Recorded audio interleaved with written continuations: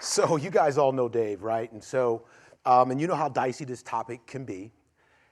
This caused me great angst. The whole preparation, every single word, I had it all. I am not a scripted guy, but I couldn't get you out of my head. I didn't want to say the wrong word to trigger you, to turn you off. I didn't want to have a word in here that makes you think that I'm complaining or blaming or trying to explain something away. I was concerned. And a few days ago, I finally decided I had to trust you because I was going to ask you to trust me. Trust that what I'm telling you is authentic, it's what I've seen and what I've experienced. Trust that I've done my homework on this topic.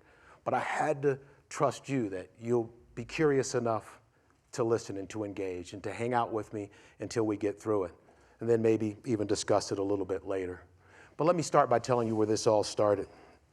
It was late summer 1976. I boarded a bus that looks a lot like this one. As a matter of fact, it's sitting in front of the McKinley Monument in Canton, Ohio, where I was born and raised. And this bus picked me up from my black neighborhood, and it went around town for about an hour and 15 minutes, and it picked up Fred and Carlos and Jill and Tracy and a number of others. And all of us began our journey to meet you. Someone in our lives had decided that our school wasn't good enough and that we would go to your school. And it was the first time we had left our black community. Until then, everything in my life was black. All my neighbors were black, my doctors were black, my church was black, it was all black. And then I came and I met you. And since 1976, I've been learning how to be with you, how to engage, how to prosper, how to communicate. And it gives me a unique perspective to talk to you about this today. Now, I want to warn you, I've never talked about race in a public forum before, so if I appear a little bit nervous, it's because I'm pretty damn nervous. But if you'll hang in with me, the good news is I only have 17 minutes and 58 seconds. Here's my premise, and it starts with this. I don't believe you're a racist. If I did, it'd be hard for us to be friends. As a matter of fact, it'd be impossible for us to be friends. But I also have to tell you that it doesn't take a racist to make racism real in the United States of America. If we took all the races that you and I agreed, those people are racist. There are some people that, we look at them and say, they're racist. And we put them all on a rocket ship and we blasted them off to Mars, we would still have racism. Because racism is a system, kind of like the operating system that's on your computer today. You know how you sit down in front of the operating system? You don't question why the color is the way it is. You don't question why the windows drop down the way they are, why the start menu is the way it is. You simply engage with the system. And as long as it works for you, you work with it. You don't question which applications run well and which ones run with a little more slowly, which ones are incompatible at all. You simply engage in the system. And that system still exists today. So that's the premise. Here's the promise. We live in a nation that by its own declaration says we have inalienable rights, life, liberty, and the pursuit of happiness. So if the premise is systems and the promise is our declaration, that frames our conversation. Because we've built a system, quite honestly, with whites on the top, blacks on the bottom, and everybody else in between. We intentionally built a construct in our nation that put whites on top, blacks on the bottom, and everyone else in between. And so as I'm talking to you today, keep that framing in your mind. Whites on top, blacks on the bottom, everyone else in between. The book that I wrote and this presentation really is seeking to answer three questions. What the hell is going on with race in our country? Because some of you just don't know. You're confused. You see things going on and you're confused. Or we're living in our silos and whatever you hear is what you know. The second thing is, why should we care? I'll spend a little bit of time on that today. The third thing is, what can we do together? So about 35% of the book is all about what we can do as individuals, as business leaders, and as community leaders together. Life, liberty, and the pursuit of happiness. How are we doing? Well, we've got a really rich history in this country. This country was founded on the ideas of independence and land ownership and acquisition. And so the early part, the formation of our country, that's what we did. We developed land, we grew, we acquired. And over time, we built strong economies and had economic systems and built all of that out. And then as time progressed, we began to disseminate wealth through various systems like the GI Bill. Soldiers would come home. They were met with opportunities to go to school and get low interest loans and things of that nature. Social Security came in as a safety net, a way to allow wealth to transfer from generation to generation. And we built suburbs where housing prices just escalated and people's personal wealth was gained. And then we had public schools where people could go and get a quality education to move themselves from one level of our society to another. That is our history. It's a proud history. And this is our history too.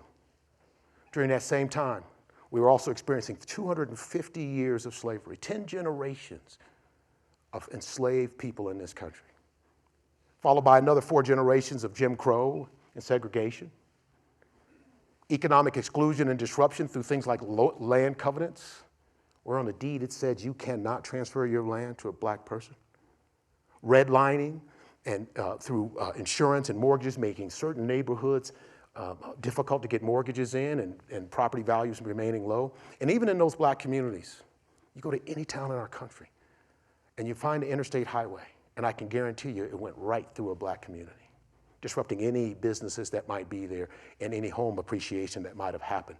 That is our history too. That history being true doesn't make the first history not true. That history being true doesn't mean you didn't work hard for what you got. That history being true doesn't mean you didn't earn your way to where you are. It didn't mean that you didn't start from humble beginnings. But it does mean we have these two histories, which create this narrative. You've heard some of these things. Blacks are more dangerous, either by perception or by media or by our actions. Blacks are more dangerous, more likely to be in the process of committing a crime, lazy and unmotivated, more engaged in drugs. And because of some of these narratives, and I've just scratched the surface here, it makes it much easier to take away my inalienable rights. It makes it reasonable that you would say, hey, stop and frisk laws is a great example. Anybody heard of stop and frisk? Most notably done in New York City, where a police officer, basically because they thought you were about to commit a crime, in the process of commit a crime, maybe committed a crime in some generation before, can stop you and pat you down. By the New York City's own statistics, New York City police officers' own statistics, at the height of stop and frisk, they stopped 673,000 people in a year. 9 out of 10 had committed no crime, had no weapons, had no contraband. 60% of those, almost 60% of those people stopped were black. 9% were white. And I wonder if 60% were white, will we still be doing stop and frisk? What about the war on drugs, where in the 90s, crack cocaine was running rampant in every community in our country? 80% of the people engaged in the crack cocaine epidemic were black. Our response as a nation was a war on crime. It took our prison system from 50,000 people to 400,000 people. At one point in the mid-90s, 1 in 3 African-American males between the ages of 20 and 29 were engaged in the criminal justice system. Let's fast forward to the opioid crisis. We treated it much differently. The Department of Health and Human Services came in, and it was a health crisis. Our focus was on preserving life, finding the root cause for opioid addiction, and prosecuting the companies that were pushing it. We were trying to save life. What's the difference between the two? 80% of the opioid folks involved in the opioid crisis were white. Is that the only reason for the difference? It should make you curious to understand why. Why is it that I'm 2.5 times more likely to die at the hands of police officers than you are? Why am I one stop away wearing my hoodie instead of my custom suit from being pulled over and engaged in a situation with police? And last but not least, I'll use the Trayvon Martin story. It's one of my favorites because it's a tragic story. Trayvon Martin, walking in a neighborhood in Florida, had his hoodie on, eating Skittles with his headphones in his ears, was approached by a neighborhood watch person who then called the police because Trayvon looked suspicious. The police urged the man not to approach the suspect. He did it anyway. A scuffle ensued. Trayvon is killed. Well, we justified it. We made it reasonable that Trayvon was probably doing something he shouldn't have done. Yes, Trayvon had a history of being truant in school. He had marijuana in his system, and he was truant that day. But did that mean that Trayvon Martin was supposed to die that day at the hands of a person who shouldn't have even approached him? What was he suspected of? So the life, liberty, and pursuit of happiness, we've got to start questioning whether it's true for everyone. Well, Mel, you got to get over it. That was a long time ago, buddy. Slavery was 400 years ago. Get over it. It's time to get over it. You got to make better decisions. We're all equal opportunity now. Well, are we? Are we really equal now? Is equal what we should be talking about? You guys all know this game, right? Monopoly? You've played this game. It is the ultimate equality game. Everyone starts with the same amount of money. You roll the dice. There's a little strategy to it. There's a little bit of personality about how aggressive you are and how much you want to pursue success. But in essence, it's equal. Well, a professor at North Carolina A&T decided to use this as an example of the difference between equity and equality. Equity versus equality. So she divided her class into 3 different groups. The first group started the game of Monopoly, and the second 2 groups had to wait. The first group played for an hour. You know what happened. Every time they went around and passed go, they got $200. They also landed on properties that they were able to buy, first with houses, then with hotels. Then the second group got to play. Maybe there was still a little bit of land left. Maybe there was still a little bit of opportunity, but it was going to be a little rougher for that second group. And finally, 45 minutes later, the third group got a chance to play. What did they face? Land all purchased, full of homes and hotels. All they could do is land on other people's property and pay them the rent that is due when you play Monopoly. They still got $200, so some of you might argue that it's still equal. Every time they pass go, they got $200. But they lost all motivation to play the game. They knew they could never win. The winners always came from the first group. Matter of fact, folks in the second and third group often wanted to spend and go to jail so they could just be without having to spend their money. So when we talk about equality and equity, I would suggest to you that we get more curious about what is meant by equity and what are the implications. It is more likely that you will inherit, it is almost as likely that you will inherit poverty as a black family than it is that you will inherit anything of any worth.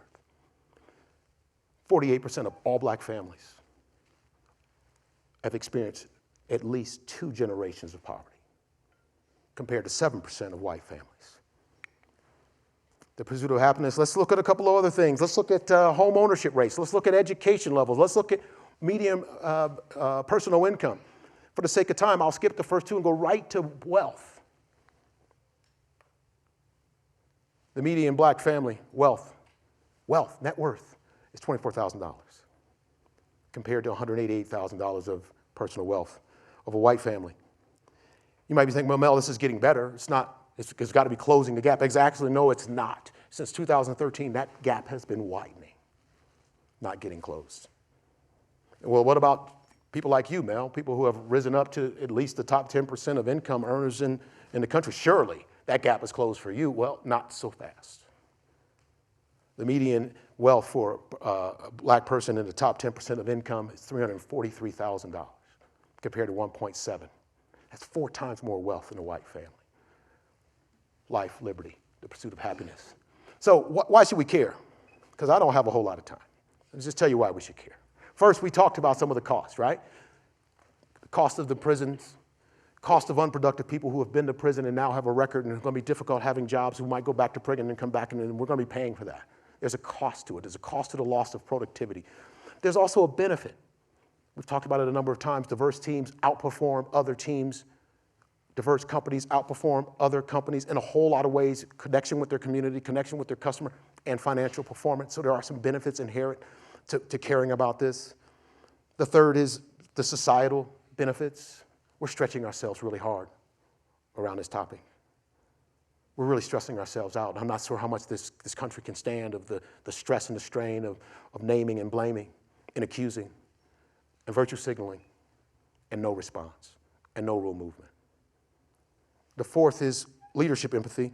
I don't believe that you'll be able to lead in the future. You won't be able to lead your organizations in the future if you don't get more empathetic around this topic. How can you connect with employees that you have no ability to put yourselves in their shoes, to understand their perspective, to even be curious to wonder where they came from? But the biggest reason I think we've got to care about this, because it's the promise of America.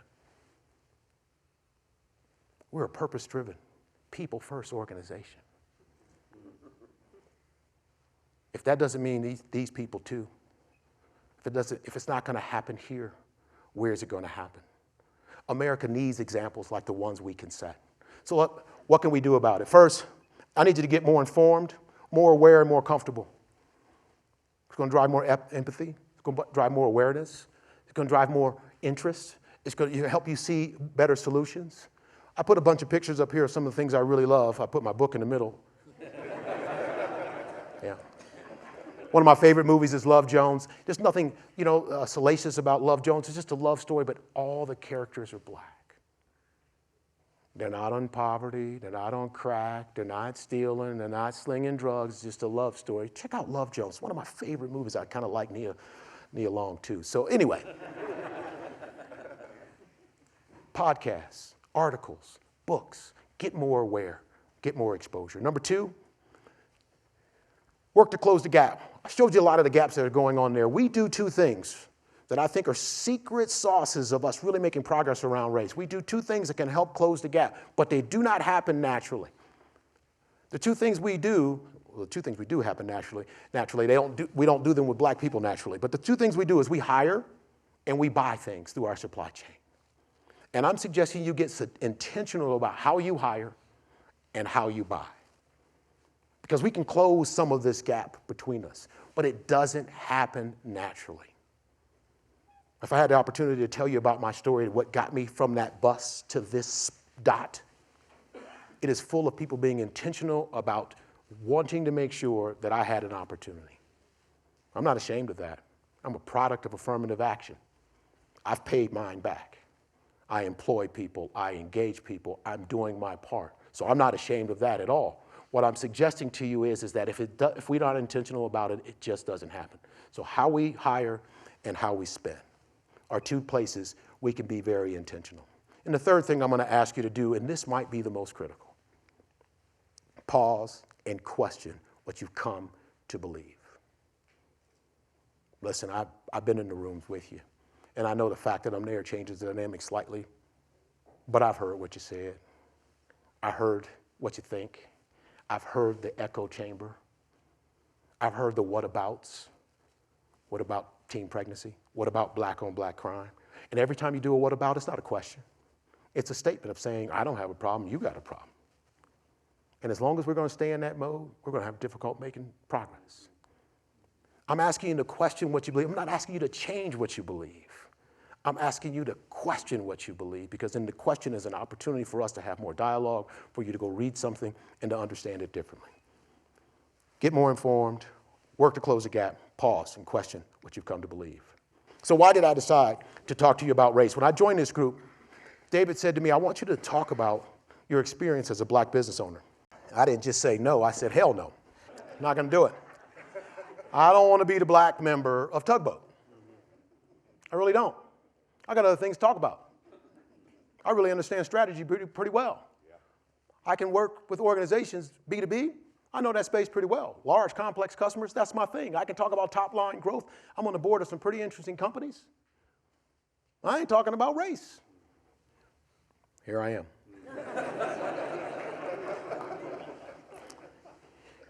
So why did I? What I've come to realize is that bus ride in 1976 and everything that's happened since has made me uniquely qualified to be here with you today. And I'm going to try to hold it together. I've got a unique voice. I've got a voice of reason. I've got a voice of balance. I've got a voice of friendship. I've decided to bring that voice to you today because I think together we can make progress. Now, I will tell you, this is the reason. This is our granddaughter, Ava. She'll be 2 in July. I want Ava to grow up in a world that's not just more diverse. That's going to happen naturally. I want her to grow up in a world that's more equitable. I want her to live in a country that she can see is striving for the promise of life, liberty, and the pursuit of happiness for everyone. That we're intentional about our actions. And because of that, I decided for the first time in my life to actually step out on race. I appreciate you lining up with me, and I want to just reintroduce myself. I'm Mel Gravely.